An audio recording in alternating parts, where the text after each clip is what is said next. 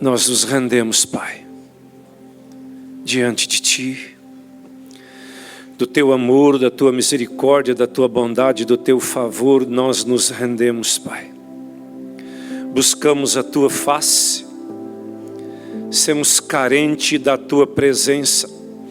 A nossa nação necessita da Tua misericórdia, do Teu perdão. Nós clamamos pelo Teu perdão, primeiro, Senhor, daqueles que Te servem, e depois daqueles que ainda não Te conhecem, ainda não creram no Teu nome nesta nação. Nós precisamos de Ti. Pecamos, transgredimos, falhamos. Vem perdoar a nossa murmuração, a nossa negligência. Temos nos deixado envolver com tantas coisas, Pai. Vem nos despertar. Tua palavra diz tornar a levantar as mãos cansadas e os joelhos que não se dobram, os desconjuntados. Tornar a dobrar.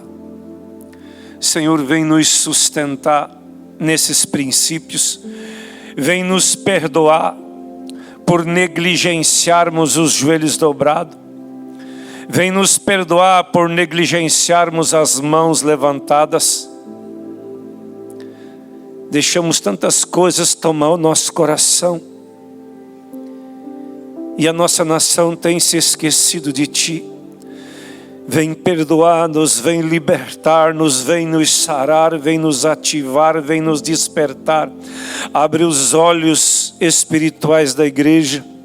Ilumina os olhos do nosso entendimento, para que possamos discernir aonde o inimigo está nos engodando. Vem nos envolver, Pai. Vem nos envolver de uma maneira especial. Vem limpar o nosso coração. Tua palavra, Jesus, promete que toda planta que o Pai não plantou vai ser arrancada. Vem arrancar toda planta que o Pai não plantou. Tira de nós aquilo que não Te agrada. Remove dos nossos lábios o que não Te agrada. Coloca um cântico novo nos nossos lábios. Move as nossas atitudes de negligência para um lugar longe de nós. Afasta de nós as nossas transgressões. Tua palavra diz que como o Oriente se afasta do Ocidente, Tu afasta de nós a nossa transgressão. Por isso afasta de nós, Senhor. Remove, Senhor, a planta que o Pai não plantou, toda a erva daninha. Oh Espírito Santo, perdoa a nossa negligência com a Tua presença. Espírito Santo, nos perdoa porque às vezes se esquecemos da Tua presença. Às vezes ignoramos a Tua presença. E às vezes tropeçamos naquilo que Te entristece. E Tua palavra diz, não entristeçais o Espírito Santo, no qual foste selado para o dia da redenção. Perdoa-nos nessa manhã, Espírito Santo. Perdoa-nos por Jesus. Perdoa-nos como igreja, como filhos e filhas nessa manhã. Perdoa-nos. Vem nos ativar, vem nos despertar com Tua palavra essa de manhã. Vem derramar algo sobre nós que ainda não conhecemos. Dá-nos maná do céu. Tua palavra diz que Tu preparas uma mesa para nós diante dos nossos inimigos. Os nossos inimigos têm se multiplicado, a iniquidade tem se multiplicado. Ah, Espírito Santo, nós queremos da Tua mesa. Nós precisamos da Tua mesa. Nós nos rendemos à Tua mesa. Espírito Santo, nós nos rendemos à Tua mesa. Nós nos rendemos à Tua mesa. Nós nos rendemos à Tua mesa, Espírito Santo. Nós nos rendemos à Tua mesa, Espírito Santo. Sopra sobre nós o Teu óleo, o Teu querer, o Teu afazer. Sopra sobre nós, para nós poder dizer como Jó, bem sei que tudo podes, e nenhum dos Seus propósitos pode ser impedido. Faça o que nós triunfamos sobre toda circunstância nesses dias, para que o teu nome seja honrado, seja glorificado. Jesus, quando tu orou por nós, tu disse: santifica-os na tua verdade. A tua palavra é a verdade. Por isso nós precisamos se embriagar na tua santidade, Jesus. Socorre-nos nesse dia. Socorre-nos nesse dia, por favor. Socorre-nos neste dia, por favor.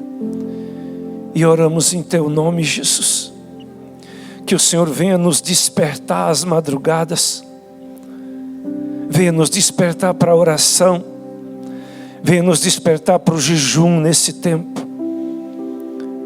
É em teu nome que nós oramos, Jesus.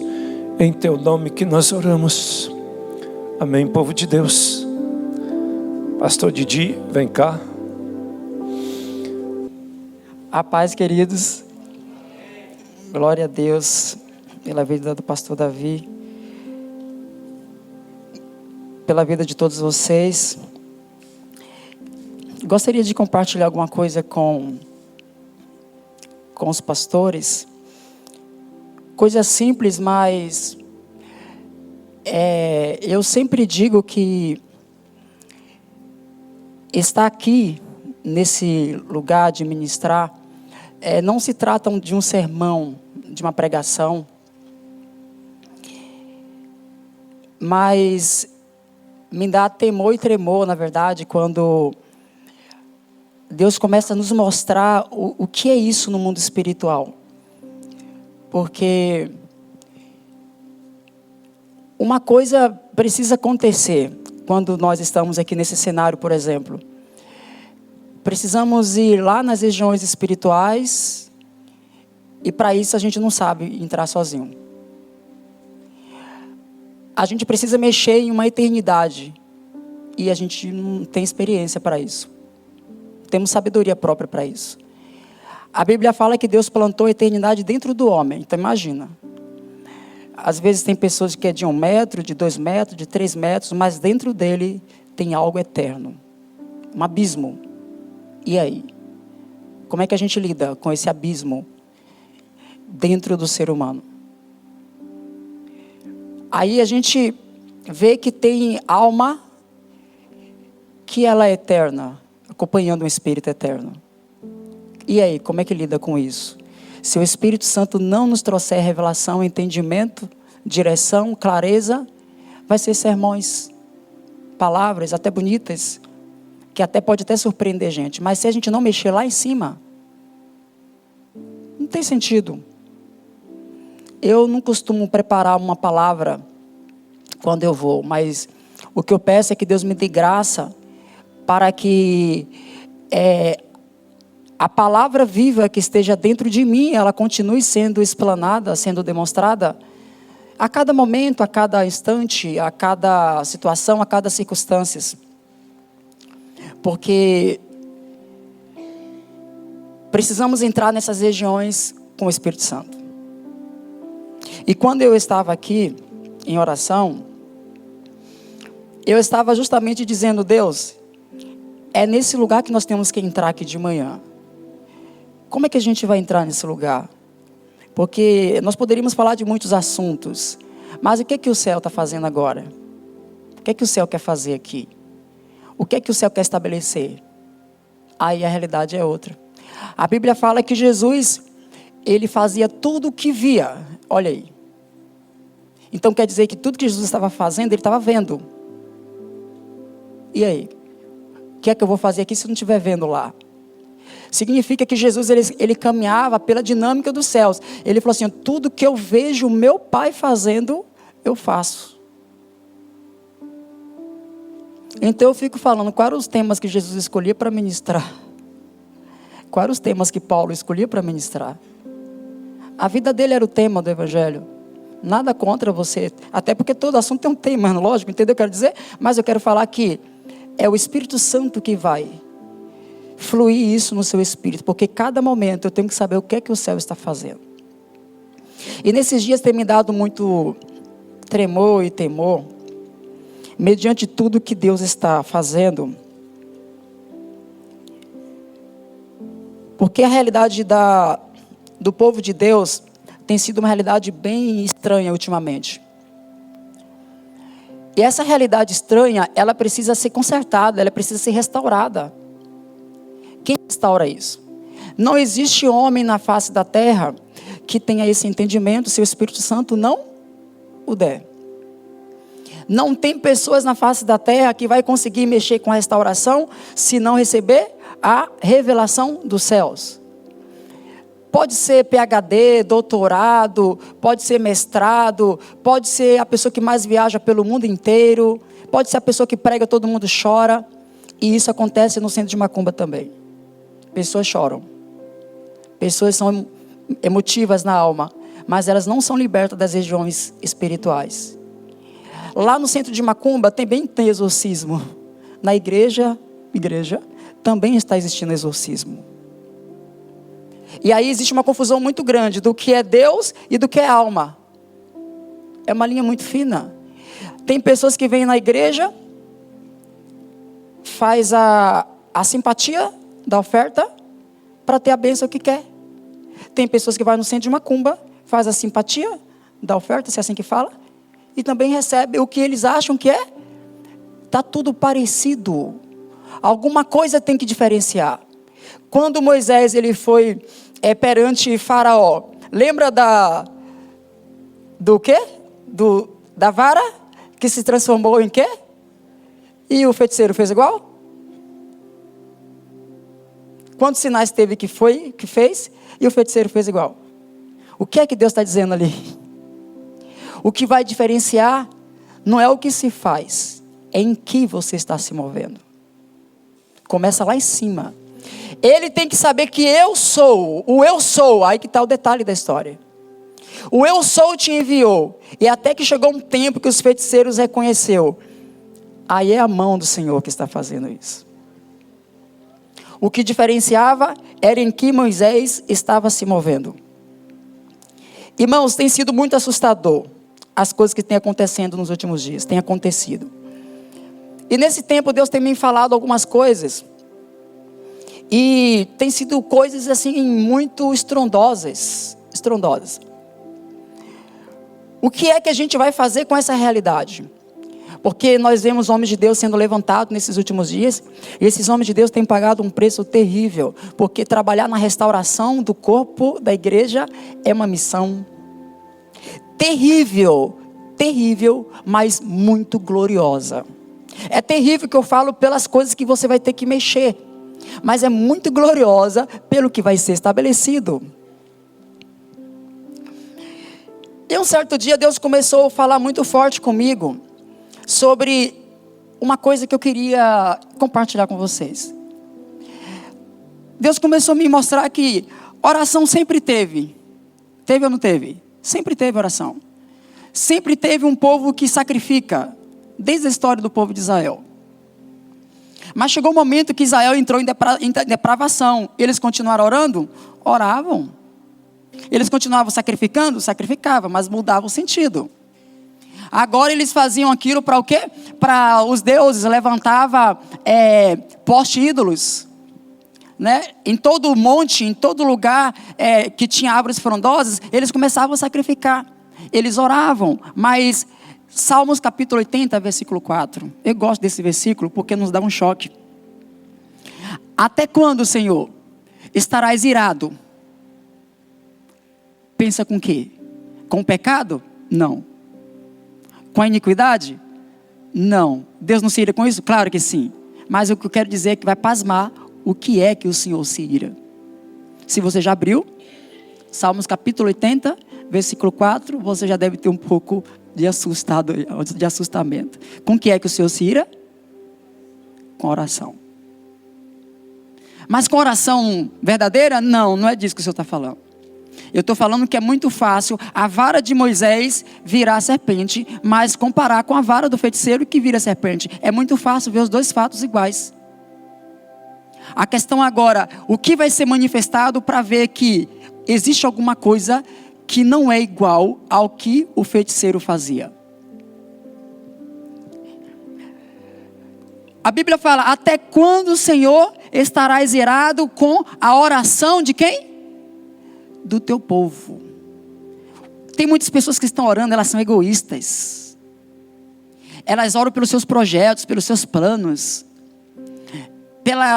pelos trabalhos, pelas programações, sabe? Aquela coisa nojenta, rasa, fria.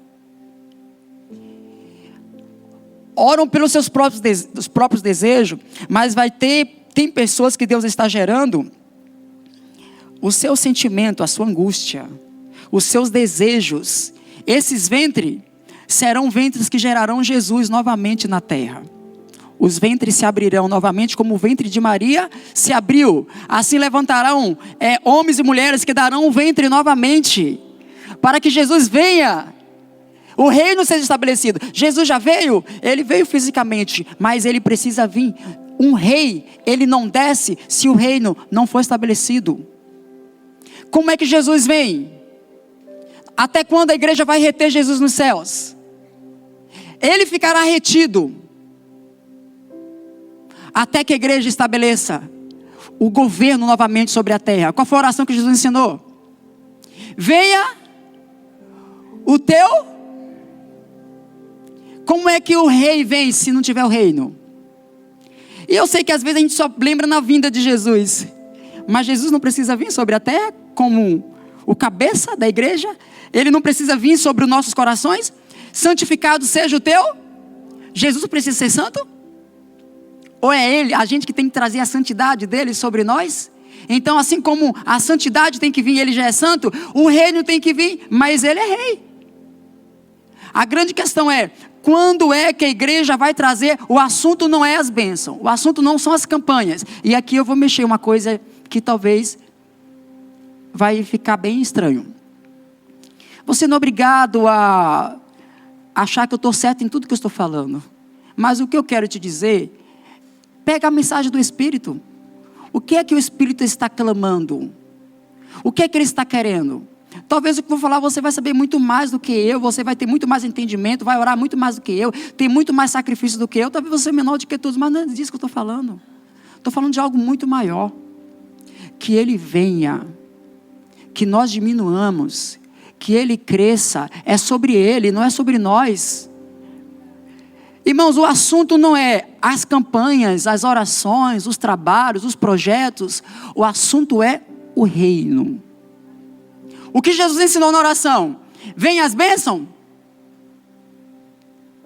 Não. Vem o reino. O reino tem tudo. A igreja, ela perdeu o tudo para pegar o pouco. E Jesus deu tudo para nós manifestarmos a plenitude. O pleno, que é soberano, que é completo. A igreja acostumou pegar o incompleto, sendo que tem o completo para ela manifestar a Deus. O que Deus tem para nós tem a ver com Ele. Deixa eu te dizer uma coisa, para você ter uma ideia. Tu achas que quando Deus queria... Já volto para o reino aqui. Tu acha que quando Deus queria tirar o povo do Egito, Deus queria simplesmente fazer um povo que estava sofrendo ficar de boa agora? O povo de Israel estava como escravo no Egito. Tu acha que Deus só queria pegar um povo que era bonitinho e falar, tadinho, está sofrendo demais. Tu acha que era aquilo?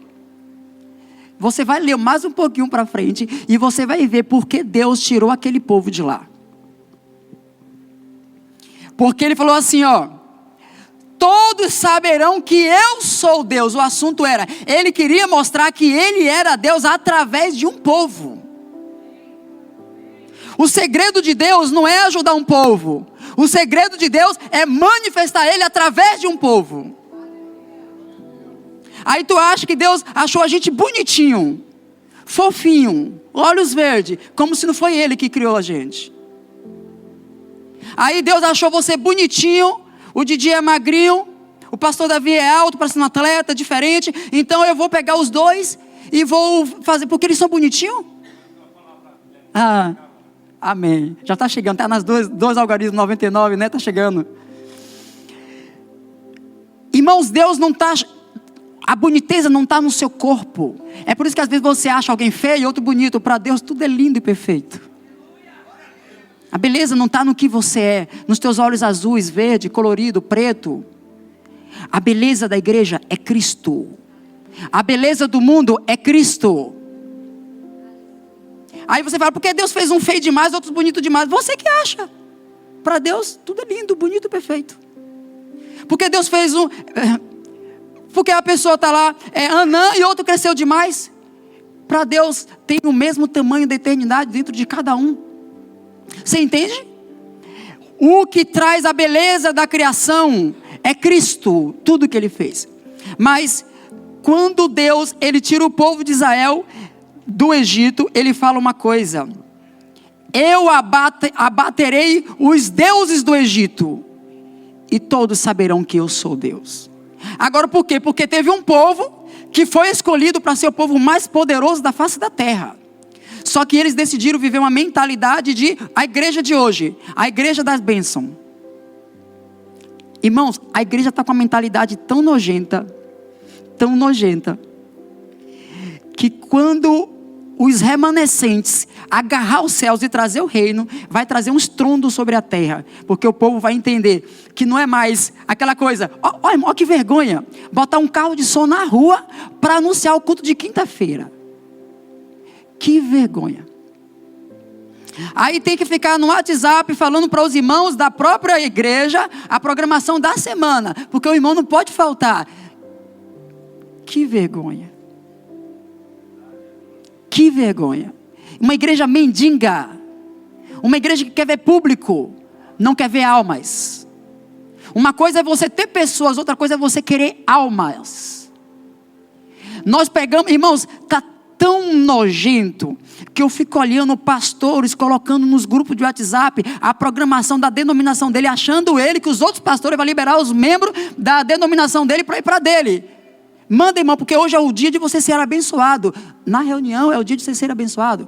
Se o povo não entende qual é o propósito, você sempre terá que dar pirulitos.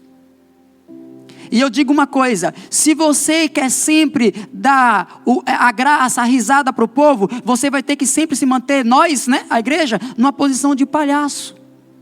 Porque o povo só vem com a palhaçada. E eu digo sempre uma coisa: para todo palhaço tem um circo, e para todo circo tem uma plateia.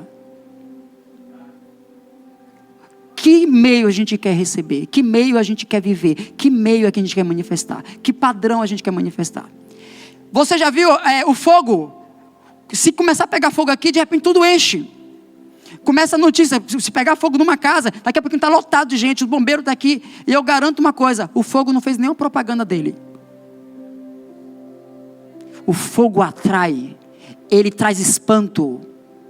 Deus é como fogo consumidor. A gente perdeu o fogo e faz propaganda do gelo. Perdemos o fogo. Então temos que fazer a propaganda do nosso evento para o povo vir. Quando o nosso coração estiver queimando, as pessoas correrão para perto e dizer: o que é que você carrega? O que é que você tem? Tem sido contraditório, porque Deus tem nos dado uma palavra. E lá na nossa cidade, Deus tem falado sobre o governo. Deixa eu dizer uma coisa, só para vocês entenderem. Irmão, eu só estou compartilhando no meu coração, tá? Sei que você sabe muito mais, não é sobre isso. Eu só estou abrindo o coração aqui. Deus falou algo para mim muito, muito forte. Porque quando eu estava me movendo, fazia parte de denominações, o meu coração sempre queimava por uma igreja só. E eu não achava essa igreja só. Falei: Deus, cadê a igreja? A igreja de Cristo. Aí eu chegava, aí Deus começou, lá naquele tempo, pastor Davi, lá naquele tempo lá, que eu estava amarrado em um monte de grilhões. Eu estou amarrado em outros, porque é o seguinte: o evangelho é assim, ó. Você progride, e não há nada de errado você ter libertação na sua progressão. O errado é você nunca ser liberto em nada. O evangelho é sobre progredir, conhecer e prosseguir conhecendo. Eu te digo uma coisa: não existe um ser humano na terra que não está em processo de libertação. Porque você acha que toda vez que for a libertação, que é um assunto que eu não sei se eu vou falar aqui agora, a gente só lembra de quê? Demônios. Eu nunca vi a Bíblia dizendo que é a expulsão do demônio que as pessoas são libertas. Porque você vai nessas denominações, o que tem de exorcismo, me perdoe, é exorcismo mesmo. E quando você vem de lá, a pessoa que estava encapetada volta com outros demônios de novo. Aí vai para a campanha dos outros demônios, dos outros demônios, dos outros demônios. E quando você vai ver a vida fofoqueira, linguaruda, não tem princípio financeiro, e quer a campanha da bênção, a campanha do dinheiro, para poder Deus mandar dinheiro, mas não sabe honrar com os princípios, com as primícias. Mas quer fazer essa campanha, os demônios continuam lá. O que liberta uma pessoa não é expulsar demônio, mas se aparecer tem que ser expulso. Em meu nome expulsarão demônios, falarão novas línguas, colocarão as mãos sobre os enfermos e eles curarão. Isso aí é poder de Deus em ação. Mas deixa eu fazer uma coisa, falar uma coisa para você. O segredo não é expulsar demônio. Tu já viu quantos demônios saem das pessoas, não mudou nada na vida delas? Eu te garanto uma coisa, qualquer lugar que tiver uma pessoa endemoniada, você não fala assim, Deus, e aí? Essa pessoa vai deixar, a pessoa nem sabe. Você vai ter um poder, vai invadir aquela atmosfera e o demônio vai ter que obedecer o que está em você, não é assim? Foi a pessoa que escolheu alguma coisa? Não. Você que teve um poder expulsou o que estava na vida dessa pessoa, não foi isso? Essa pessoa vai ser liberta porque você teve um poder de tirar uma manifestação? Aí você pode tirar a manifestação. Agora a questão é, e o trono vai ser quebrado? A igreja esqueceu sobre os tronos e começou a se mover sobre as goteiras. E conhecereis E quem que vai libertar? Quer ver uma igreja liberta? Na medida que ela conhece a verdade, não tem demônio que fique. Conhecereis a verdade, e a verdade vos... A pessoa fala assim, eu sou totalmente liberto. Você conhece totalmente a verdade? Conheço, Jesus é verdade. Você conhece totalmente Jesus? O pastor Davi, ele fala sempre de um arrebatamento que ele teve, e ele falou uma coisa muito interessante que eu me estremecia quando eu via. Ele via que as pessoas no céu vai se relacionar com Cristo por nível, como ele se relacionou aqui na terra, assim vai se relacionar no céu. Tem gente que fala assim, não, eu vou ver Jesus como ele é. Como era que você se relacionava com ele na terra? Vai ser nesse nível que você vai se relacionar com ele na eternidade. Eu vou estar com ele face a face. O teu nível estava assim na terra? Não, tem gente que acha que ele vai para o céu, ele vai estar no quarto de Jesus, na sala de Jesus, ele vai estar nos lugares mais íntimos. A questão é qual é o nível que eu vou estar no céu. Lá também tem níveis de relacionamentos. Mas a gente botou tudo num pacote, que aquela pessoa que viveu uma vida intensa, foi uma pessoa que plantou na terra, ela manifestou o reino, ela vai estar no mesmo nível daquele crente raso, sem vergonha, desculpa a palavra, não era essa que eu ia falar não, mas já falei, aqueles tranqueira, acho que ficou pior, mas esses mesmo, sabe? Aí as pessoas acham que esses crentinhos, que talvez se converteu lá no final da vida dele, vai ter o mesmo lugar no céu. Não é assim que funciona. Conhecereis a verdade, sabe o que é isso? Se eu nunca vou conhecer Jesus plenamente, então eu nunca vou ser liberto plenamente. Porque na medida que você conhece a verdade, é na medida que você vai sendo liberto. Eu não estou falando de vida de pecado. Eu estou falando de rompimentos, de dimensões. Um exemplo, eu preciso estar em outra dimensão, porque eu não cheguei? Porque ainda tem prisões que eu tenho que romper. Isso não me faz ter uma vida de pecado, não me faz ter uma vida torta, não me faz ter uma vida... Eu estou falando de rompimento, de acesso, grilhões que tem que ser quebrados. E cada medida que eu sou liberto, significa que eu acessei regiões que eu ainda não consegui acessar. Conhecereis a verdade vos... Aí vem aqueles crentes, de sistema, que fala assim, não preciso de mais de libertação, não tem mais maldição porque eu fui liberto. A vida dele é uma nhaca, tudo amarrado, e ele acha que está 100% liberto. Na medida que eu conheço a verdade, é na medida que eu vou sendo liberto. E quando fala libertação, eu sei que você só lembra de droga, de prostituição, eu sei que nossa cabeça só vai para isso. Mas é uma libertação de alma, libertação de níveis, libertação de dimensões espirituais. Isso não tem fim, queridos. A igreja está em muitas cadeias. E eu vou dizer uma coisa para você, olha que coisa interessante. Irmãos, algumas coisas Deus está me clareando, e na hora de eu falar, você erra. Já viu o menino aprendendo a palavra papai? Aí ele fala papá. Aí fala mamãe, mamã. É tipo eu, entendeu? Tem coisas que às vezes eu estou pegando a clareza e vou falar algumas coisas erradas, mas eu quero falar uma dimensão. Eu quero falar sobre uma dimensão, entendeu? Eu sei que quando fala assim, trabalho de... Irmãos, pega a igreja brasileira. Você vai entender onde eu quero chegar. Eu estou falando do reino.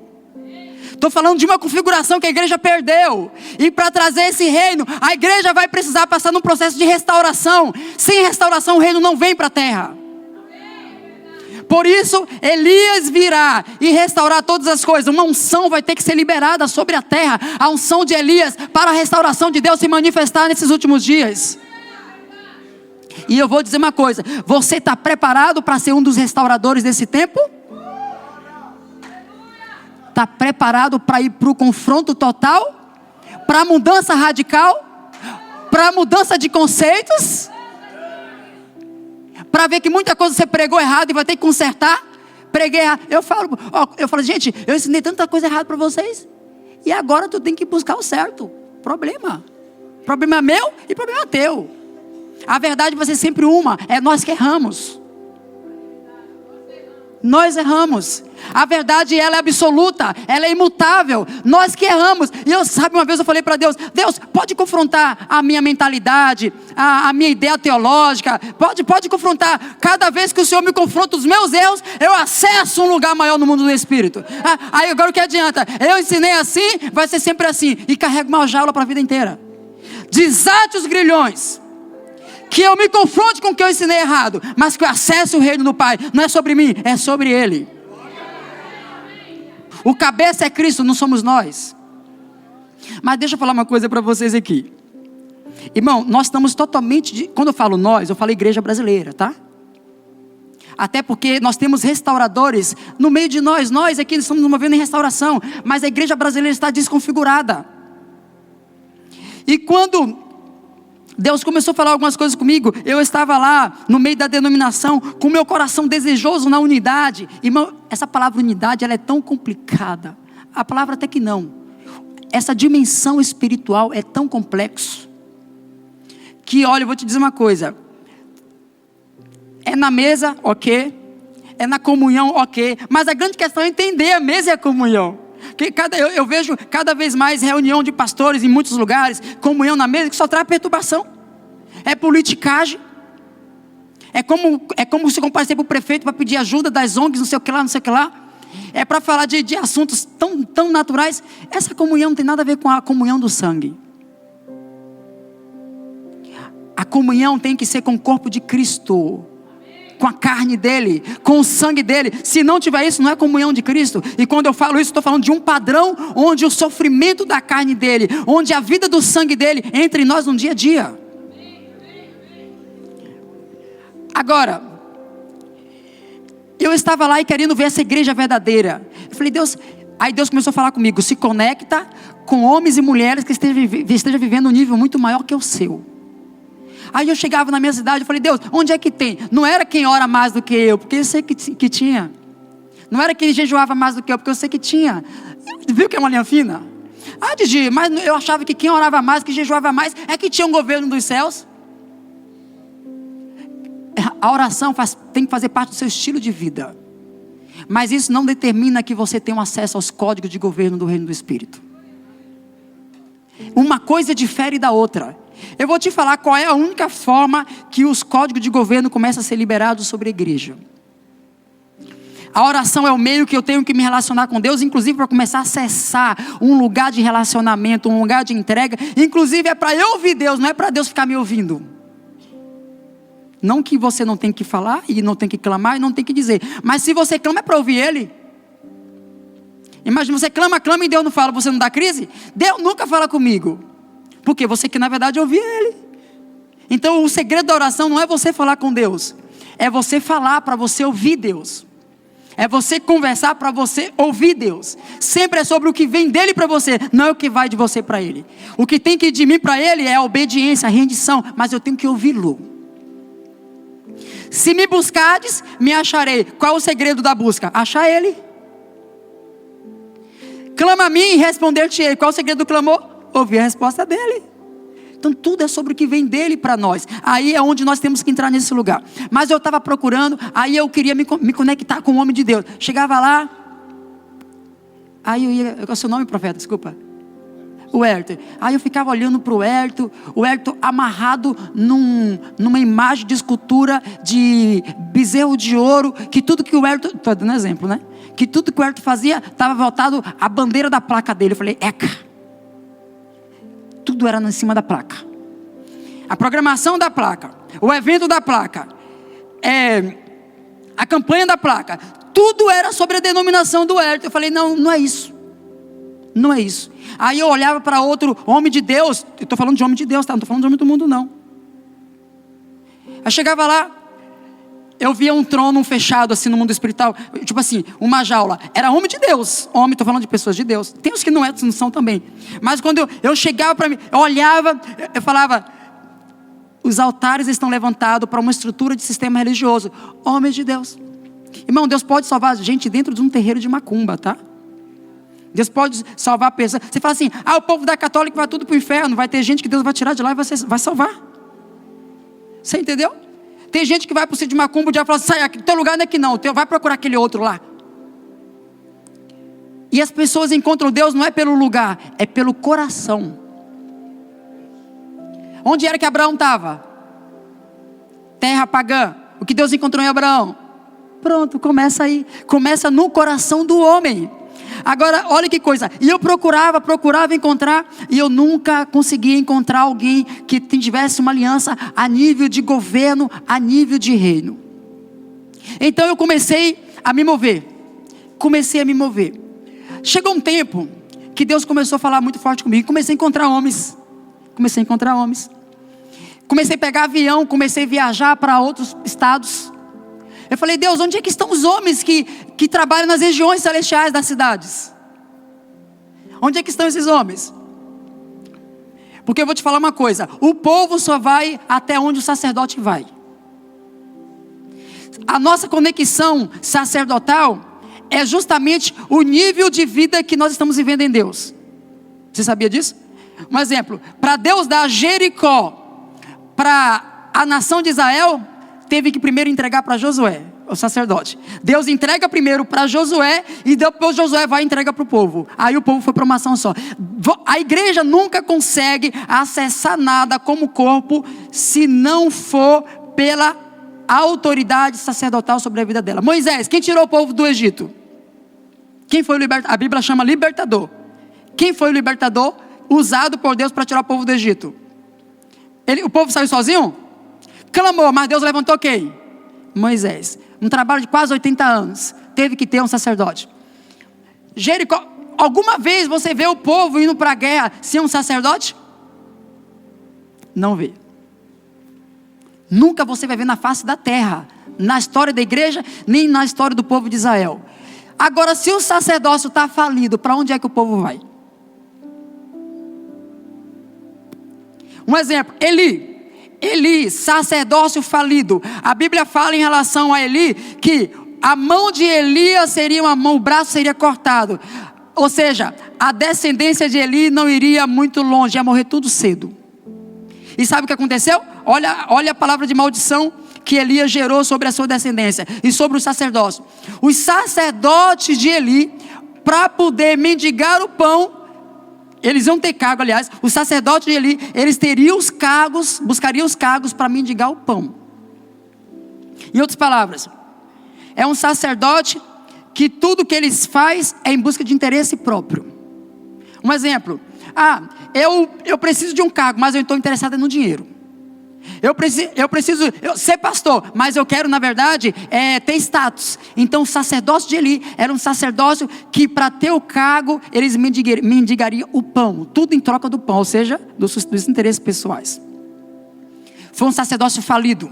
Aí Deus levanta um moço dentro da casa de Eli para começar a confrontar o sacerdócio caído. Mas escuta aqui uma coisa.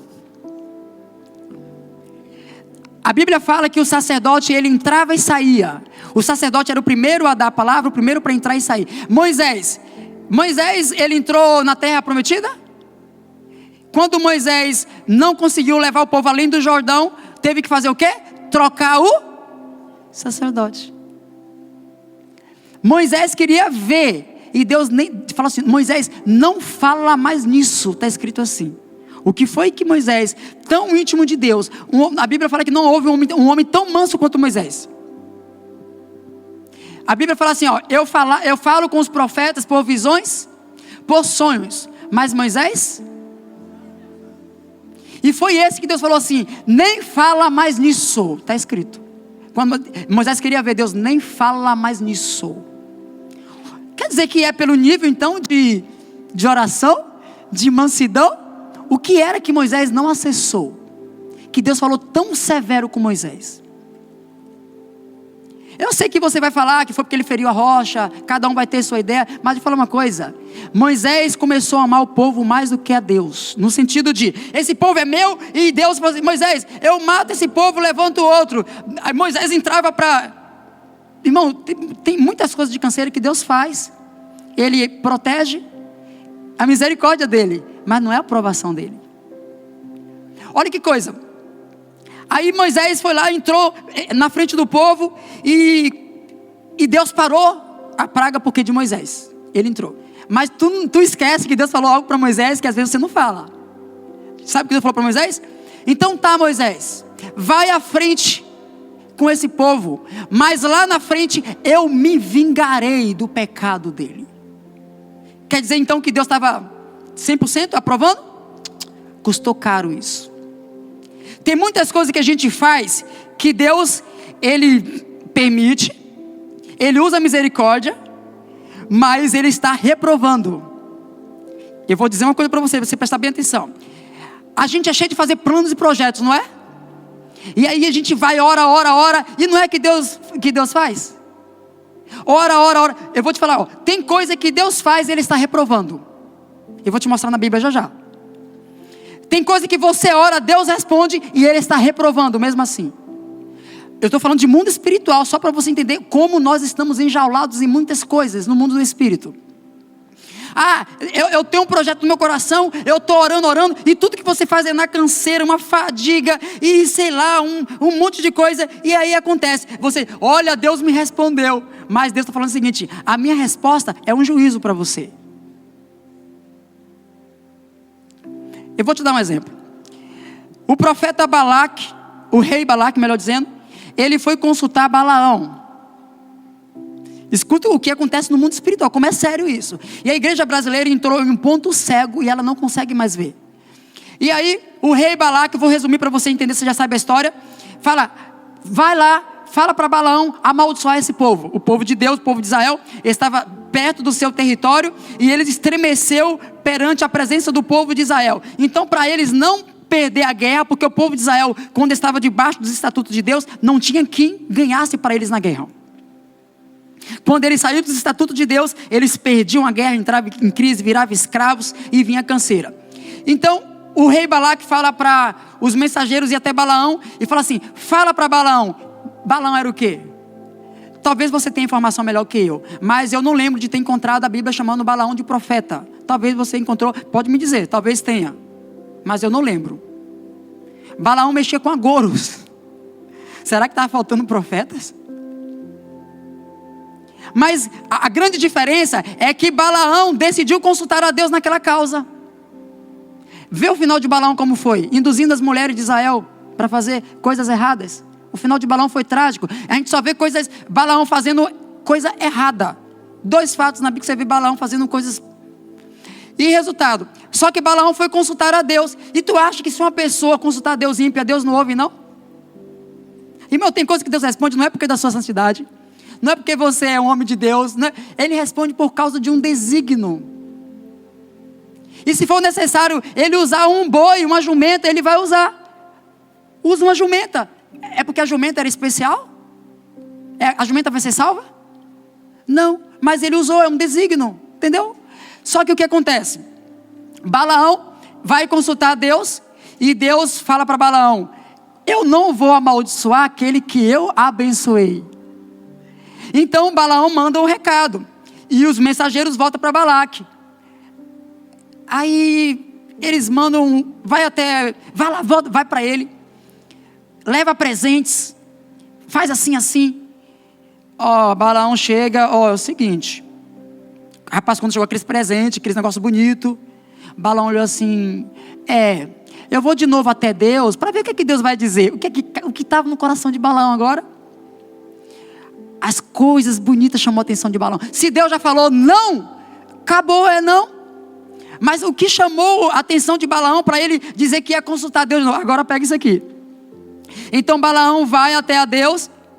Aí Deus fala algo para Balaão, que é o que está acontecendo com o cenário da igreja brasileira.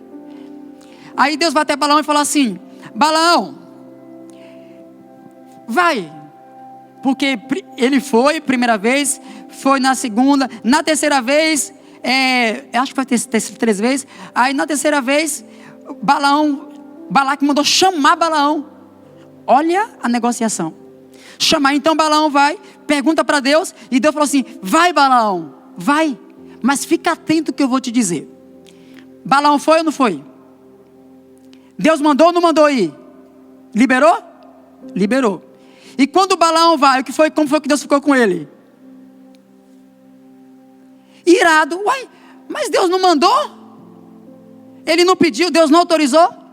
Autorizou. Ele foi, e Deus ainda falou assim: mas fique atento a tudo que eu te disser. Em outras palavras, a pessoa disse assim: Deus me aprovou, Deus me mandou fazer uma obra ali, eu estou indo para a obra. E Balaão não sabia que essa resposta de Deus era um juízo para ele. Presta bem atenção nisso aqui. E Balaão vai, a Bíblia está escrito, quando Balaão foi, montou na jumenta, a Bíblia fala que Deus se irou contra Balaão. Irmão, deixa eu dizer uma coisa, tem muitas coisas que você está fazendo, tá? Vocês, igreja, nós. Você está dizendo: Deus me mandou, mas Deus te mandou com que sentido? Já viu aquela criança que faz, a mãe não faz. A criança vai e faz, pede: mãe, mas deixa. A mãe: vai. Às vezes Deus faz um vai desse. Vai, em outra palavra, deixa ela, não seja a mão na tomada, porque pode ser fatal. Mas uma outra coisa, vai. Quando quebrar a cara, em outras palavras, se quebrar a cara você vai ver porque eu estou dizendo não. Deus fala assim com a gente também: vai, ou seja, tu vai quebrar a cara, eu vou pegar você ali na frente, vai meu filho, vai, fica atento que eu vou te falar, tá? Presta bem atenção. E a gente ainda vai assim: olha, Deus falou comigo e ainda pediu para eu ficar prestando bem atenção. E vai com o coração assim, ó: Deus está na obra, eu estou na obra, irmão, Deus está na obra, eu estou fazendo a obra. Uma canseira chega na frente e eu ponho um burro na sua frente. Porque a gente fica tão burro que Deus tem que levantar um burro para mostrar que a gente está mais burro do que o burro. Entendeu, né? Deus, em vez de Deus mostrar para Balaão, Deus fala assim: não vou usar, tu tá muito burro, tu tá jumento, eu vou falar com a jumenta, porque a jumenta tá melhor do que você. Entendeu o que Deus queria dizer para Balaão? A jumenta estava mais falando a mesma língua de Deus do que Balaão. Aí Balaão vai: eu vou fazer a obra. Irmão, quantas pessoas estão fazendo esse tipo de obra com esse tipo de resposta de Deus? E o juízo vai pegar a igreja brasileira logo ali.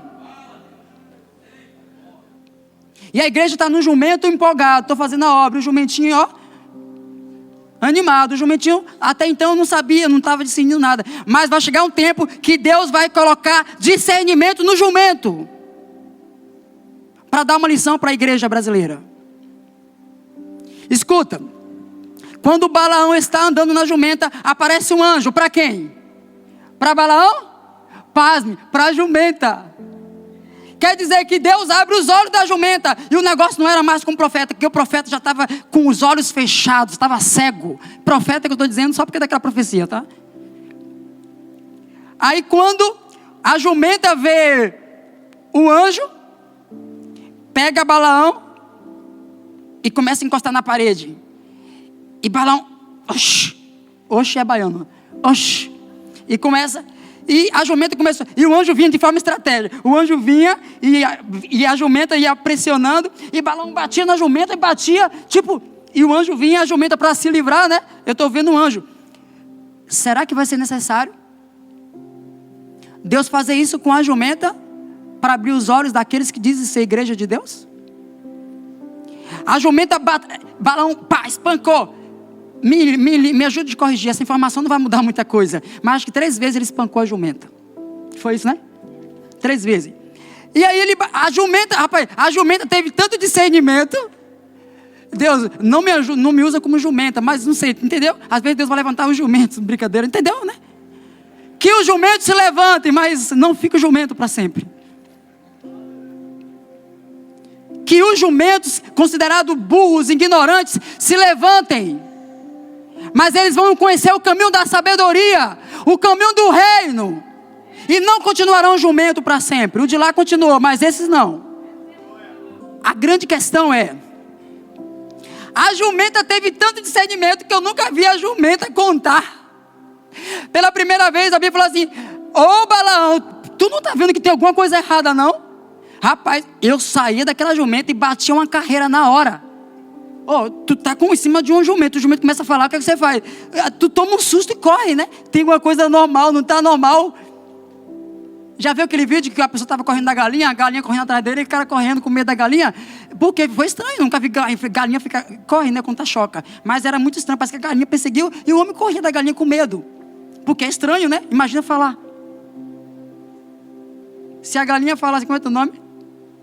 Larissa. Larissa. O que é que você faz? Misericórdia, tem alguma coisa errada. Irmãos, a jumenta fala, e Balaão estava tão cego, tão envolvido no coração maligno dele, que nem discerniu que era um animal que estava falando. Ele começa a conversar com a jumenta. A jumenta falou assim: tu não está vendo que eu sempre te levei para onde você sempre eu te levei para onde você quis? Ó, irmão, ó, a jumenta tendo raciocínio. Deus, lógico, né? Usando jumenta, o que eu quero dizer é para você entender. Sempre eu te levei para onde você quis. Você não está vendo que tem alguma coisa errada? Não tem alguma coisa fora do normal? Irmão, nem assim os olhos de Balaão se abriram. A jumenta falou. Ele estava tão nervoso que ele falou assim, tipo assim, espancou a jumenta, começou a falar. Ele começou a falar com a jumenta e de repente a jumenta falou: você já me espancou por 3 vezes? Ó, contou tudo. Será que Deus queria dizer alguma coisa para aquele homem? De repente os olhos dele se abrem. Ele vê o anjo que a jumenta viu.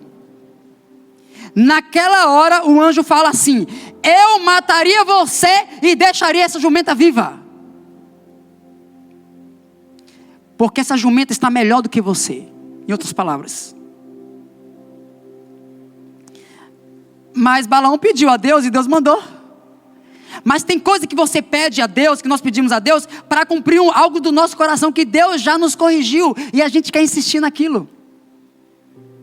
E aí a gente vai fazer a obra em nome de Deus. E aí Deus vai deixar você ir para tratar você, até você entender que a verdadeira obra começa dentro de nós. Aquele que começou boa obra em vós, é fiel para completar até o dia do Senhor. Mas a gente que acha que obra, se não estiver fazendo, não é obra.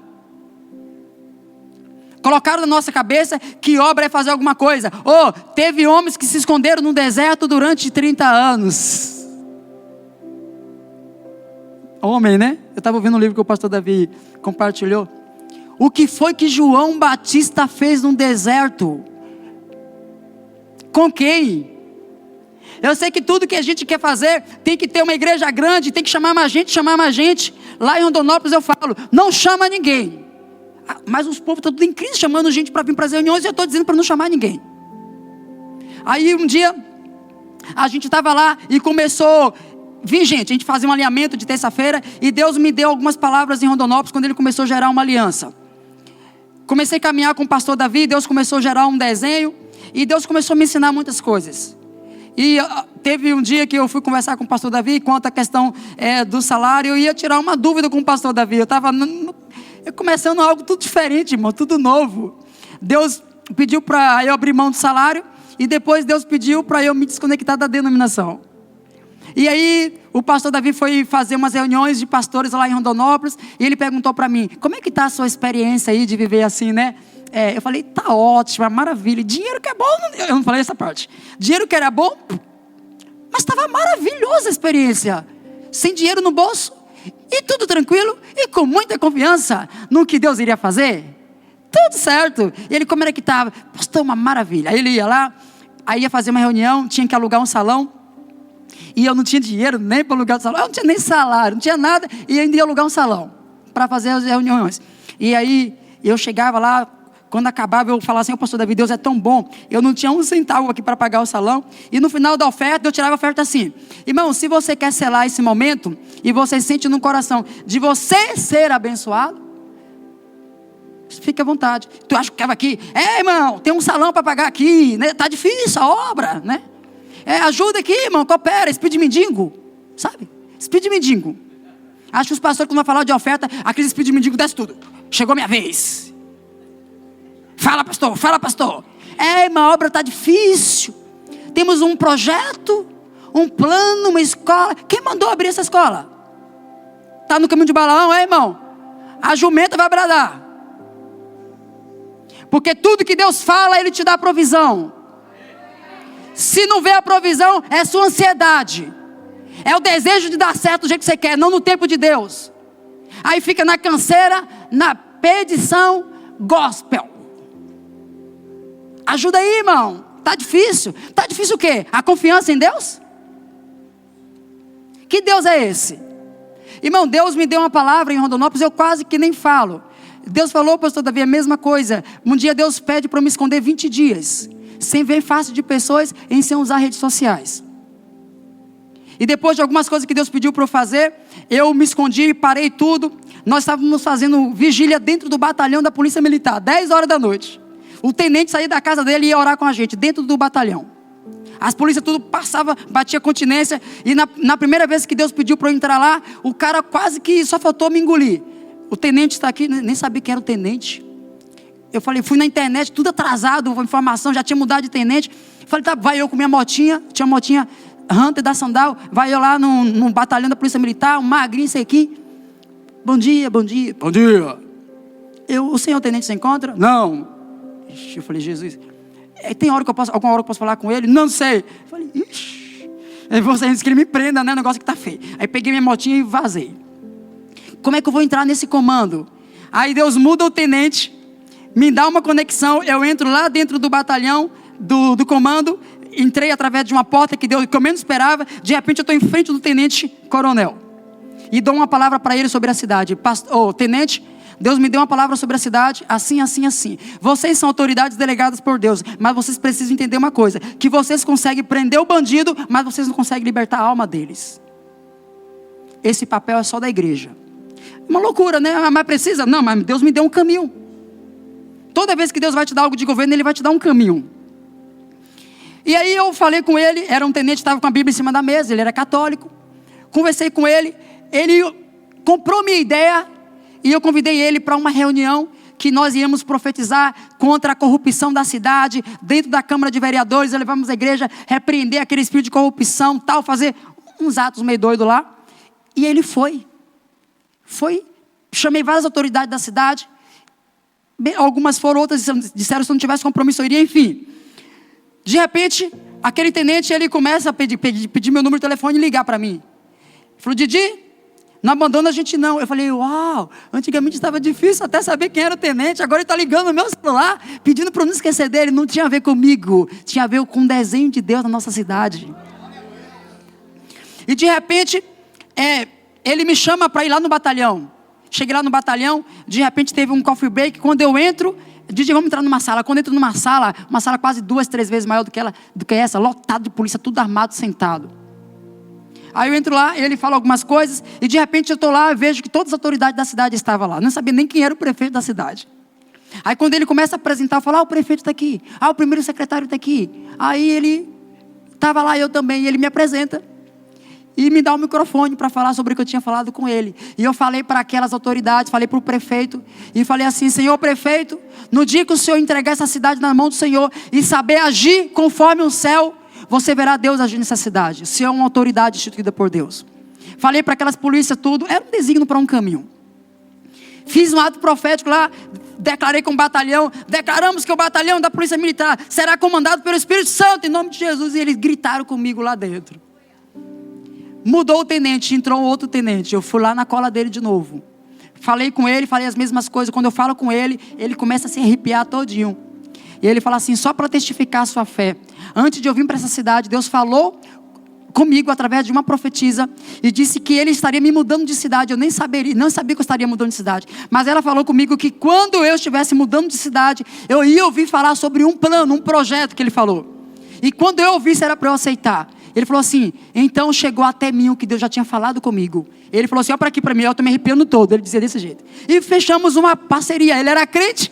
Então toda vez que a gente ia entrar no batalhão, ele ia orar com a gente. E eu falei, tenente, eu preciso falar com o senhor. Deus pediu para eu adotar esse lugar. Aí começava, eu falei, tenente, está no meu coração de fazer uma vigília aqui. Ele, vamos fazer. 10 horas da noite, botavam bateria, teclado. Tinha vários pastores e líderes, estavam dentro do batalhão orando e declarando o governo de Deus sobre aquela cidade. Íamos para o bairro perigoso da cidade, chegavam uns caras, davam tiro por dentro de mato, pegavam os carros, freavam em cima da gente, chegava ameaçando a gente, e eu via as lágrimas caindo depois da ameaça. Tinha gente que falava assim, entra aqui, e vamos ali. E eu falava, rapaz, será que vai ser assim que Deus vai me botar lá dentro da bocada? E eu pensei, apareceu um negócio doido na minha frente, eu ficava aqui respondendo para pessoas, Deus, e agora? Eu faço o quê? Eu faço o quê? Minha perna tremendo, 10 e pouca da noite, chega um cara, encara a gente assim do nada, e ficou assim, e vai matar a gente. Porque sempre chegava um cara ameaçando a gente, né? Fala assim, deve ser o comandante aqui, porque lá tem tiroteio, Canaã tem uma fama muito famosa, uma fama bem grande, né? Na cidade, e quando falava em Canaã eu estremecia. E Deus falou assim, entra lá. E quando Deus fala entra lá, eu fui pesquisar, né? Fui igual os espias. Aí fui pesquisar, fui sondar, e de repente eu estou falando para um cara que é brabão, doidão. Falei assim, eu conhecia ele, falei assim, e o Canaã lá? Nem disse que eu ia entrar lá. Falei, e o Canaã lá? Ele falou assim, se tu é homem mesmo, eu quero ver você entrar lá. O diabo usou o cara na hora. Mas rapaz, eu que sou esse cara aqui, eu nas calças, né? Faz aqui um negócio nas calças, o que ele quer dizer? Quando eu entro lá, os guri tudo de faca. Falei, isso aí é do capeta. Peguei a informação errada. E de repente, Deus me dá, eu estou no meu quarto orando, 3, 4 horas de oração. Eu comecei, não sentia nada na primeira hora, na segunda hora, na terceira hora não sentia nada. Lá para a 4ª hora de oração, começa a entrar um negócio no meu corpo, começa a me torcer todinho. Eu começo a torcer no quarto, o negócio me toma e eu perdi o controle. E Deus me pegou, vai lá para o Canaã. Eu peguei, era de tarde, peguei minha motinha e desci sem saber o que fazer no Canaã. Cheguei lá, comecei a consultar a terra, fiz umas perguntas, o diabo encontrou outro cara lá de novo. Eu falei assim, como é que é isso aqui à noite? A gente quer fazer umas orações aqui de noite? Ele falou, rapaz, aqui é tudo aqui escuro, aqui é meio sério o negócio. Eu saí, aí eu vi ele comentando com um amigo dele, vai tomar bala aqui de noite. Eu falei, ó, o capeta, usa mais um lá. Eu rodei o Canaã, de repente veio um torel de chuva, né? Fala, pá, toró. Pá, e eu com minha motinha me molhei todo, a cabeça fala assim, o que você veio fazer aqui? Tomar chuva e sair meio assim, né, corrido, em outras palavras, os caras falando tudo, atendendo você mal. Eu vou naquela igreja daquele pastor lá, vou conversar com ele. Aí estava fechado. Aí eu vou naquele lá, estava fechado. Falei, aí veio um monte de chuva, eu falei, agora eu vou passar chuva e vou para casa. Mas eu sei que quem me tirou de lá para cá foi o Espírito Santo. E tudo bem, não sei o que foi que aconteceu, eu vou voltar. Quando eu vou voltando, a chuva me bate forte, eu vou entrar numa garagem de moto, o cara tá limpando a moto. Falei, não vai dar para entrar aqui, o cara tá limpando, eu entro aqui todo molhado. Aí tinha um ponto de ônibus, no ponto de ônibus tinha um cara. Não tinha nem onde colocar a moto, eu coloquei a moto aqui, ele, não, pode colocar a moto aqui. Aí botei em cima, estava pertinho da perna dele, sentei do lado dele, um homem grandão, alto. Aí eu sentei para puxar um assunto, chovendo, né? Ele, chovendo, né? Aí eu, quietinho ali. Aí ele falou, eu falei, você mora aqui mesmo? Ele falou, não, moro aqui não. Quanto é 24 vezes 3? Eu, 72. Então, 72 horas sem comer, só na droga, cachaça. Eu tenho casa, tenho um carro, tenho tudo. Aí comecei a falar para ele. A Bíblia fala que quando Jesus entrou, ele, cara, seja objetivo. Eu falei, tá bom, é que a Bíblia fala que Jesus... Aí eu comecei a entrar no assunto, ele, fala baixo, e xingou. Eu falei, vixe, eu vim lá do meu quarto, né? Esse negócio sem jeito, né? Tomei chuva, os caras falaram mal de mim. Aí o cara, eu paro num ponto, o único lugar que eu tinha para passar chuva, senão eu chegava todo encharcado, a chuva era muito forte. O cara do nada começa a gritar comigo, pedir para o cara falar baixo. E eu, tá bom. Aí eu falei assim, cara, Jesus te ama. Ele, amor? Tu acha que existe esse negócio de amor? Aí falou que amor era sexo. Amor para mim é sexo. Eu falei, aí Deus falou, fala no quarto, o tempo que você passou para ele. Aí eu falei assim, amor não é sexo. O amor de Deus é real. Eu saí do quarto lá, estava 4 horas por conta de você. Deus me tirou de lá. Ele, que vergonha, cara.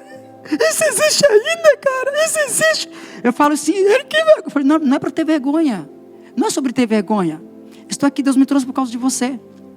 Aí eu falei assim, o Espírito do Senhor está sobre mim. Falei aquele versículo que eu ia falar lá no início, né?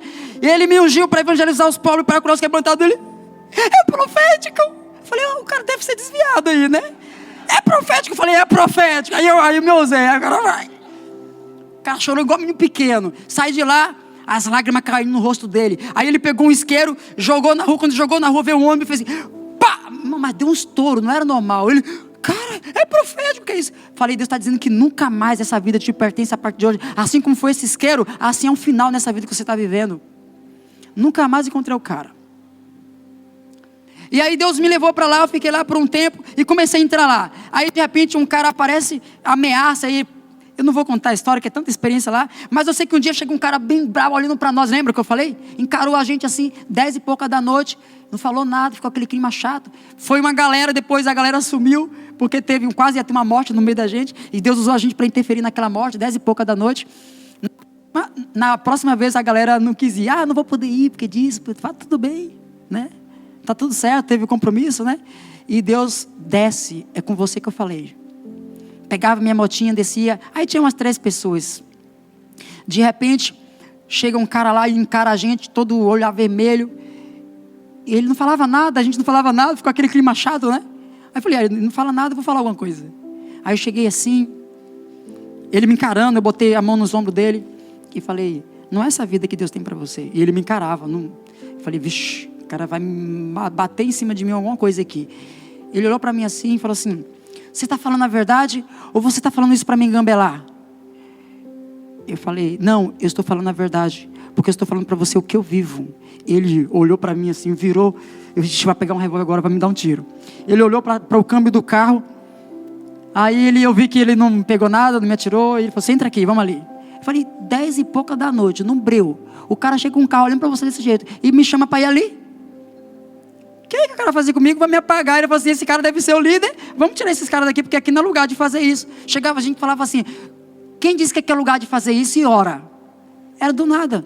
Eu falava, aí eu estava cá, o cara estava lá. Eu falava assim, todo lugar é lugar, e toda hora é hora de fazer o que a gente faz. A Bíblia fala que toda hora é hora, todo lugar é lugar. Ele falava, e quem disse que aqui é lugar de você fazer? Eu falei assim, chamou Deus de gay, xingou, o cara estava bravo. Eu falei assim, ele foi mandado. Enfim, chega uma hora que ele falou assim, você sabe que a gente pode tacar esse violão na cabeça de vocês aqui mesmo? Eu falei, sim, a gente sabe do perigo que é esse lugar. Ele teve uma hora que olhou para mim e falou assim, por que você está com essa cara de cinismo? Eu falei, não, eu estou respondendo o que você está perguntando. Aí ele começou a falar, teve uma hora que o Espírito Santo, eu falei, Deus, o que é que eu faço aqui? Teve uma hora que Deus, me deu o sinal. Quando Deus me dava o sinal, eu falava assim, jovem, você está achando que você veio aqui ameaçar a gente? Aí quando Deus dava o sinal, aí eu já entrava, eu falava assim, agora já foi. Eu falava assim, você veio aqui porque Deus te trouxe, você precisava ouvir algumas coisas a respeito de Deus. E comecei a falar. E ele ficou quieto. Eu falei, jovem, Deus sabe o grito da tua alma, Ele sabe o vazio da tua alma. E ele pegou um negócio no bolso. Eu falei, ninguém sabe o que vai sair do bolso, mas começou a botar a mão. Eu estou falando, ele está fazendo um cigarro. De repente ele faz assim, ó. Eu falei, vamos lá, vamos lá. Cheguei perto dele, estava em lágrimas, chorando. Eu falei, você sabe por que eu estou aqui agora? Porque de você, ele pedia perdão, suave igual cuscuz. Eu vou para minha casa, eu vou para minha casa. Eu falei, vai para sua casa, mas você sabe porque Deus te trouxe aqui. E era assim. E entrei nesse carro, outro dia. Enfim. E o final da história era sempre em lágrimas. Não deu tiroteio, não deu morte, não deu nada. Foi uma aventura dentro do Canaã, a gente voltou e o cara em lágrimas chorando. E Deus começou a falar, agora para tudo e vai buscar uma chave. Isso foi anos, em 2013 Deus me deu essa palavra. E tinha dia que não ia ninguém. E o povo falava, Didi, não vai sozinho hoje não. E Deus falava no final, que eu desligava o telefone, eu falei com você, não foi com eles. Pegava minha motinha e descia sozinho, 10 horas da noite, para aquela bocada. Eu ficava igual um doido lá, levantava a minha mão e ficava andando e profetizando. Passava um cara, Deus abençoe sua vida, Deus uns passavam a faca no chão, quem pensa que você é? E eu fiz de conta que nem eu via a facada, passava. E Deus estava me treinando. Um dia Deus fala, para e vai buscar uma chave. E quando eu estou 20 dias escondido, no 3º para o 4º dia, o meu coração queima. Começa a queimar e Deus fala comigo, você não veio buscar uma chave para a sua cidade? O tabernáculo de Davi vai ser a chave que vai abrir os céus da sua cidade. E naquele tempo Deus falou assim, eu vou te dar o passo a passo. Eu vou te dar o passo a passo. Irmãos, eu falei assim, tá bom Deus, se o Senhor vai me dar o passo a passo. Aí foi onde Deus começou a me mostrar na denominação. Aqui tudo que você está fazendo não é o que eu quero para você. Seu tempo aqui está acabando. Aí Deus começou a me falar algumas coisas. Foi onde Deus falou, agora desconecta da denominação que você está. Porque tem lugares em Deus que nós nunca iríamos acessar como igreja se nós não mudarmos a configuração.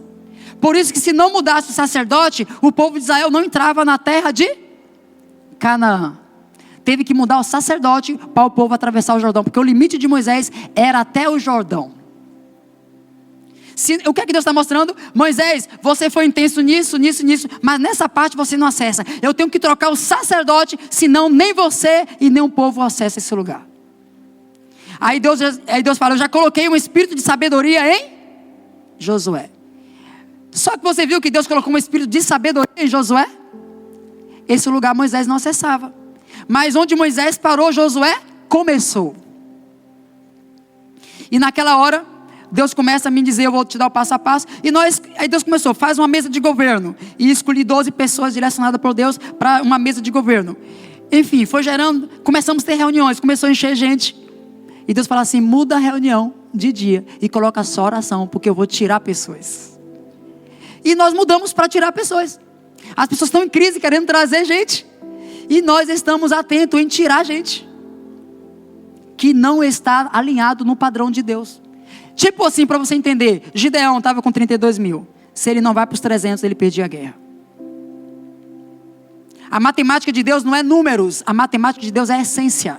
Se tiver essência nos números, amém. Se não tiver, tira os números para ter essência.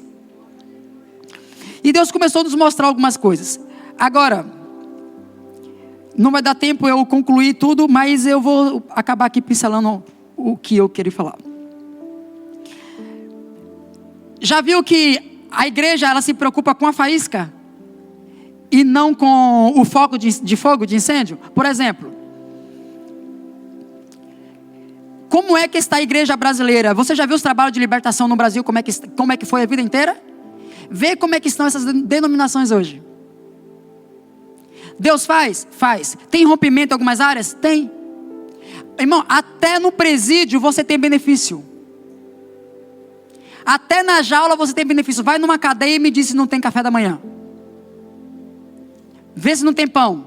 Vê se não tem água. Na maioria dos presídios tem. Então tem crente que está no presídio, mas até no presídio eles têm benefícios. O povo estava num deserto. Não faltava água, não faltava pão, não faltava sombra e não faltava nuvem para direcionar a noite. Mas eles estavam em um lugar de deserto. Só que o deserto era Deus provando o coração deles. Mas qual era o foco? Era o deserto? Não, o foco era Canaã. Mas no deserto não tinha? Tinha. Então tem crente que tem um monte de benefícios na jaula.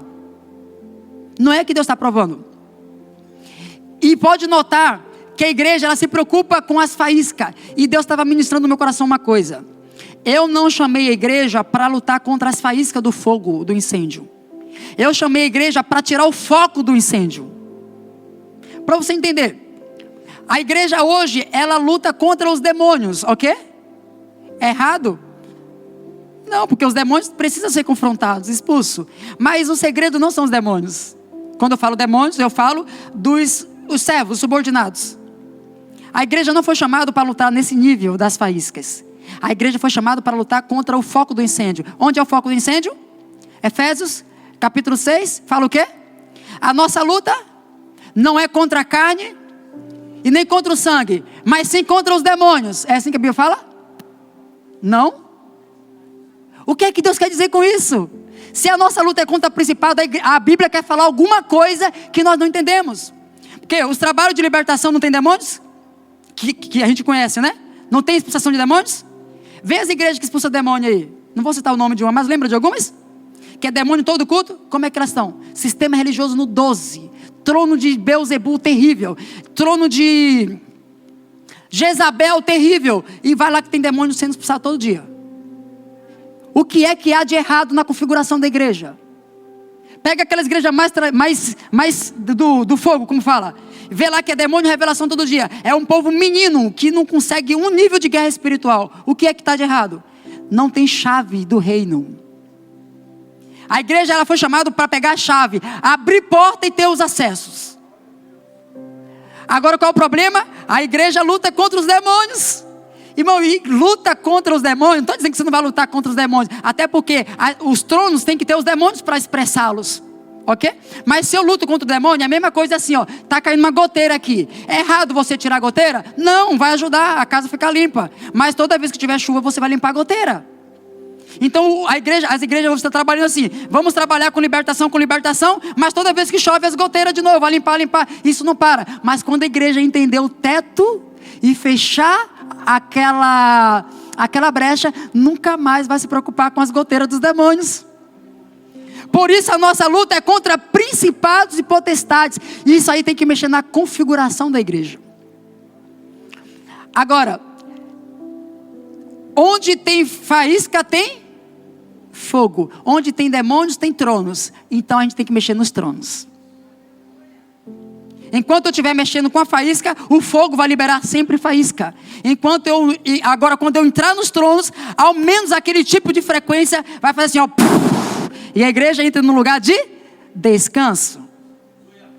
A igreja tem que entrar em descanso? Sim, a guerra é para te dar despojo. E toda vez que você entra numa guerra, você tem que estabelecer a paz. A paz de quem? De Cristo.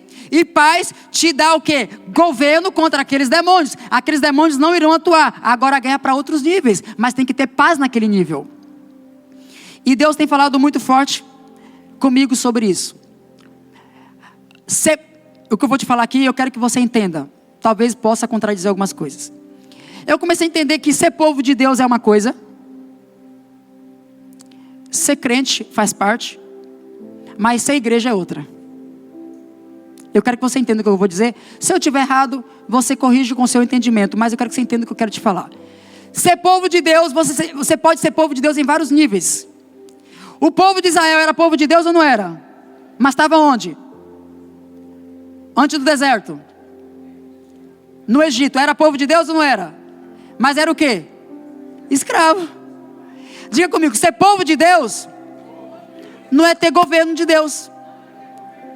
Olha que sério. Diga comigo, ser crente não é ser igreja. Mas a igreja é feita por crentes.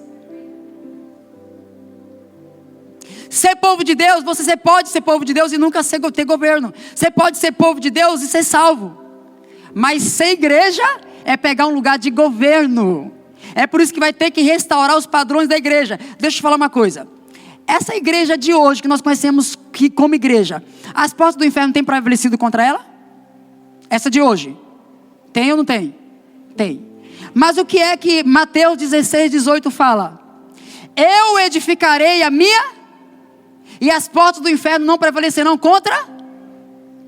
A igreja de Cristo é um lugar de governo. E para ser igreja, não basta ser crente.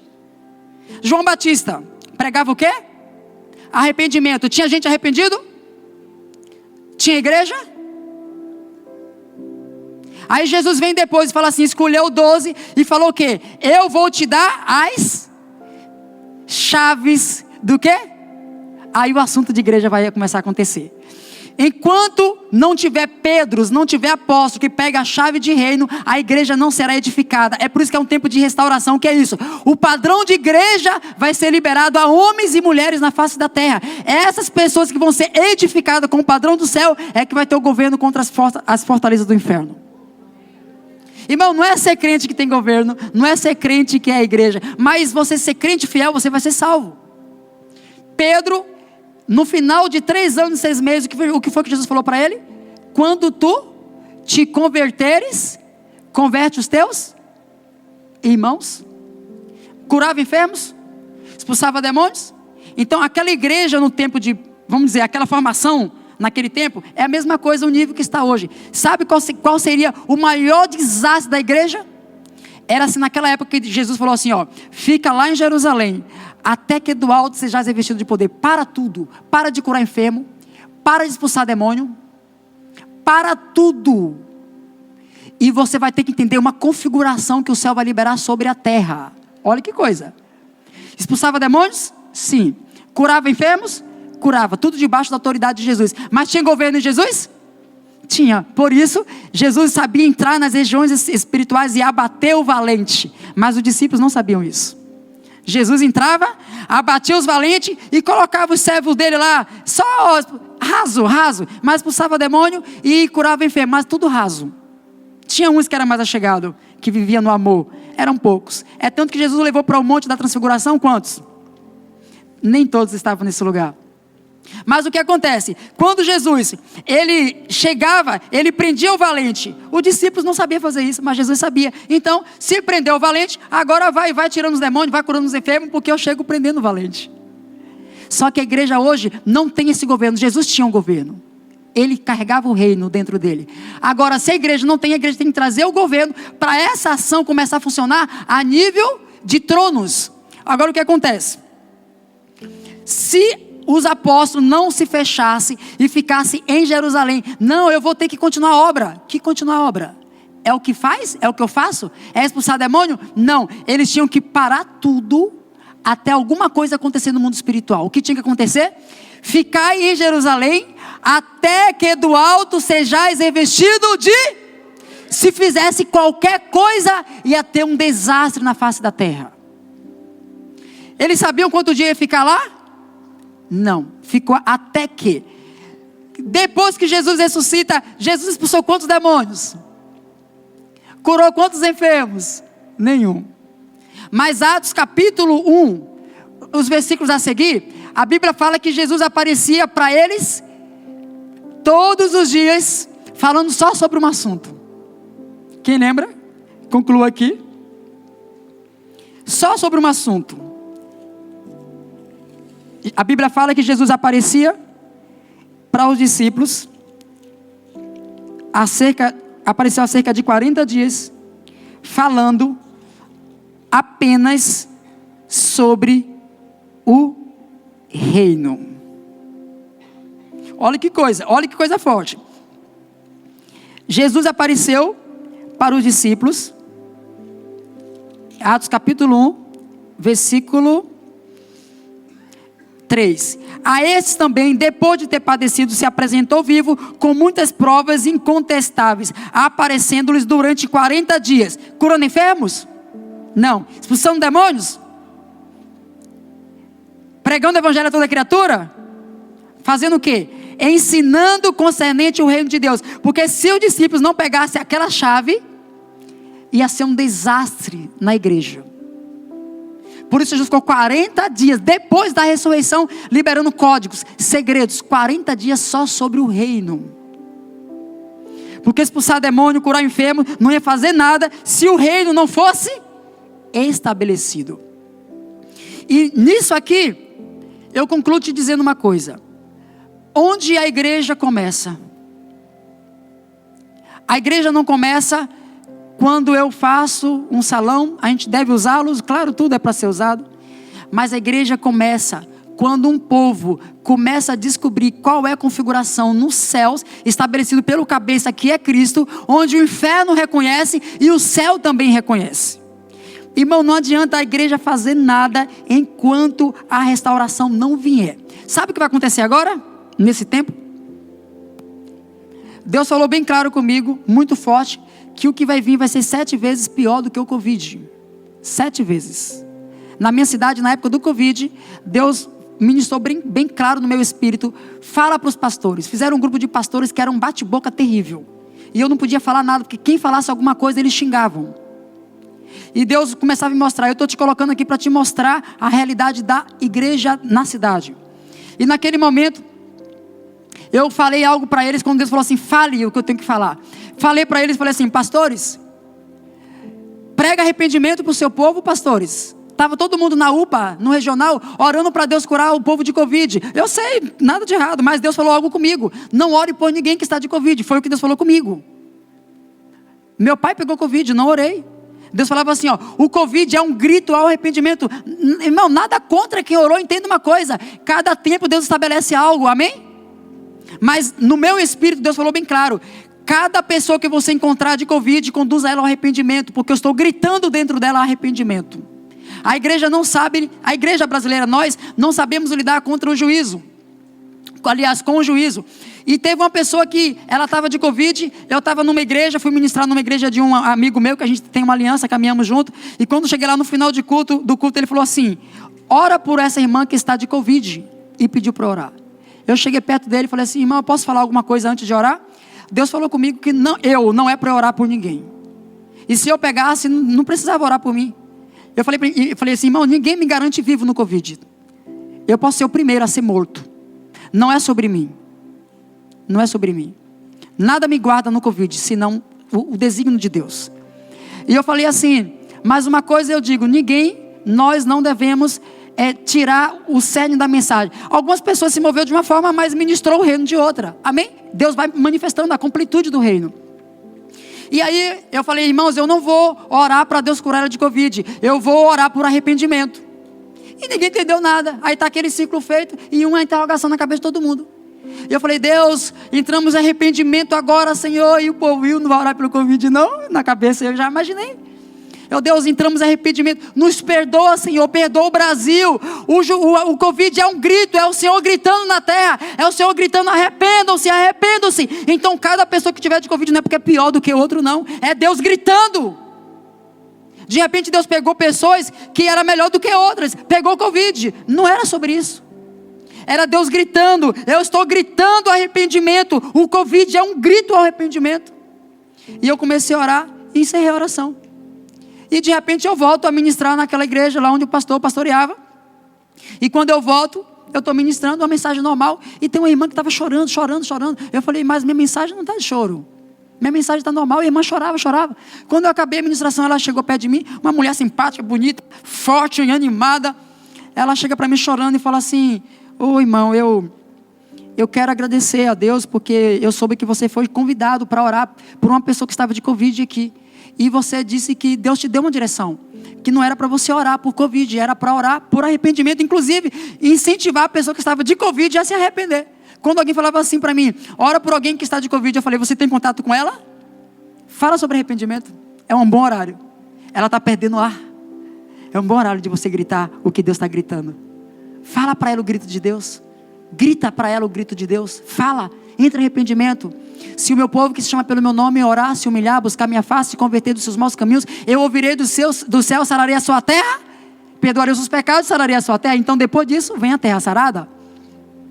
E ela vem para mim e fala assim, no dia que você estava aqui entrando em arrependimento, eu estava, como é o nome daquele negócio? Entubada. Eu estava inconsciente, entubada, mas o Espírito me arrebatou. Ele me levou a entrar em arrependimento lá dentro do hospital. E eu entrei em um cenário e Deus me levou, entra lá, vai se arrepender, me apontava para pessoas. E eu fui lá e comecei a pedir perdão em coma. Em coma que fala? Em coma. Eu comecei a pedir perdão. E ela não sabia de nada. E nem a gente sabia o que estava acontecendo. Era um mundo espiritual em funcionamento. E de repente ela chega para mim, então eu entrei em arrependimento, em coma no hospital, entubada, e hoje eu estou aqui, sã e sarada. Irmão do céu. 3 minutos para eu terminar. Deus falou comigo, não vai em nenhum quartel, em lugar nenhum. Chama lá, Exército Brasileiro Salva o Brasil. Esse não é o caminho de uma igreja madura, esse é caminho de meninos.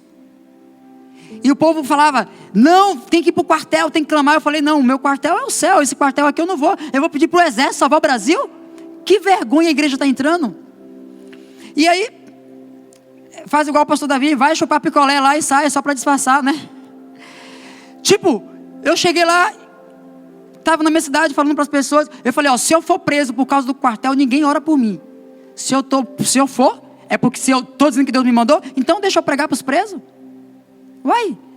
Aí estava uma pessoa na mesa falando sobre isso. E na mesa eu falei, olha, o papel da igreja não é esse. O papel da igreja é se mover no nível que Deus está direcionando o Brasil para esse tempo. A igreja brasileira no Brasil. Enfim, a pessoa não me ouviu. A conversa, ela foi no outro dia para o DF. No outro dia ela foi presa. E Deus falou bem claro, o papel da igreja não é se manifestar. Aí Deus usa uma pastora e fala assim, ela estava na cozinha da casa dela, e ela ouve uma voz e fala assim, cadê o Edirley? Senhor, ele deve estar no secreto dele lá, orando. Eu não estou ouvindo a voz dele no quartel. É uma pastora de Deus, a gente conhece o perfil dela. Falei, ixi, agora bagunçou tudo. Eu ensinando todo mundo sobre isso, aí Deus fala com a pastora, não está ouvindo minha voz. Eu falei, Senhor, o Senhor quer que eu me compareça a algum tribunal, porventura? Minha voz lá é o quê? Eu não vou chamar lá, salve o Brasil. Deus não vai querer que eu fizesse isso. Eu falei, Deus vai falar alguma coisa comigo. Eu fui, esperei Deus falar, Deus não falou nada. Peguei meu carro, um dia eu estava passando lá, eu lembrei. Falei, Deus, eu vou sondar o quartel aqui para ver se o Senhor quer dizer alguma coisa. Entrei no quartel, Deus não falou nada comigo. Falei, está batendo. Mas eu sei que Deus falou com a pastora. Eu conheço o perfil dela. Voltei para minha casa, onde eu estou lendo a Bíblia. E estou lendo aquela parte, me corrija, que talvez eu só erre as figuras. Aí Deus fala para os recabitas: beba vinho. Não longe de nós de fazer isso, porque eu tenho uma aliança. E nós não vamos fazer isso porque nós honramos a aliança com nossos antepassados. E Deus falou para o profeta falar isso. O profeta vai lá e entrega a mensagem. E os recabitas falam isso, sei lá o nome, né? Fala isso. Aí não obedeceu a voz de Deus. Aí quando o profeta vem para Deus, aí Deus fala assim: que lição de moral. Em outras palavras, olha que coisa linda. Ué, mas Deus não mandou para eles beberem vinho? E de repente ele falou que não vai beber porque tem uma aliança com os antepassados. E aí Deus vai para o profeta e fala assim: olha que exemplo. E agora? Bagunçou tudo. Olha que exemplo. Aí Deus fala assim: que vergonha para o meu povo.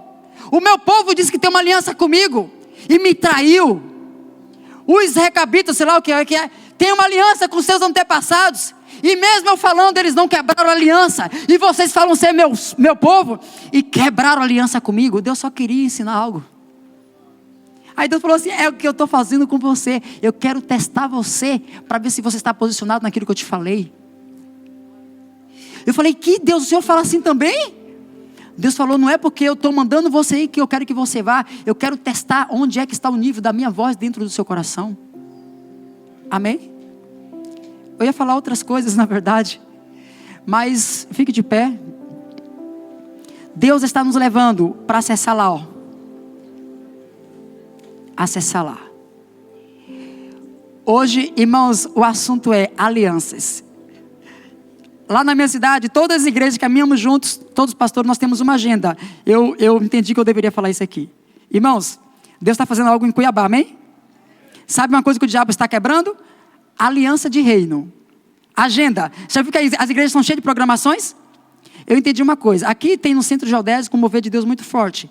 E às vezes tem uma programação no centro geodésico. Você viu que as igrejas não vão porque das programações? Na minha cidade, todos os pastores que caminham junto, todos quebraram as placas. Nós temos uma agenda só. Só aqui nós temos, ó. Aqui tem a pastora Maria José e o pastor Nicodemos. Pastor Marilda, a pastora Sara. Tem mais? De lá não, né? Falando de pastores.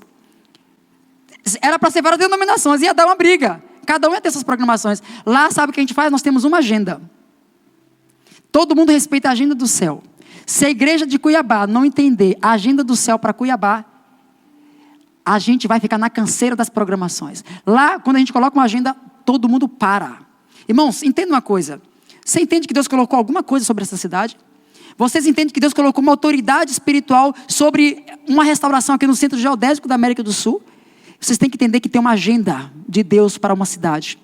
Ah, eu não tenho adoração lá. Ah, eu não vou porque tem uma programação de casais lá. O amor está no ar. Hã? Fecha-se as programações, entra na agenda do céu, porque os tronos serão abalados em uma igreja que entende a aliança e a agenda de Deus. Eu saio de Rondonópolis, venho para Cuiabá, sabe por quê? Eu entendo, lá a gente faz a programação conforme a agenda daqui, ao menos a adoração que nós entendemos uma palavra, eu fecho lá, nós não montamos nada. Temos uma agenda, a igreja tem que saber a agenda do céu. Ah não, eu tenho... Aí vem esse treco de denominação, cada um tem as suas programaçõezinhas, e o diabo divide a gente das programações. Irmão, Deus tem uma agenda, que a igreja ouça a agenda do céu, e se renda a que os céus estão fazendo, porque são os tronos que têm que ser derrubados. Não é programações, amém.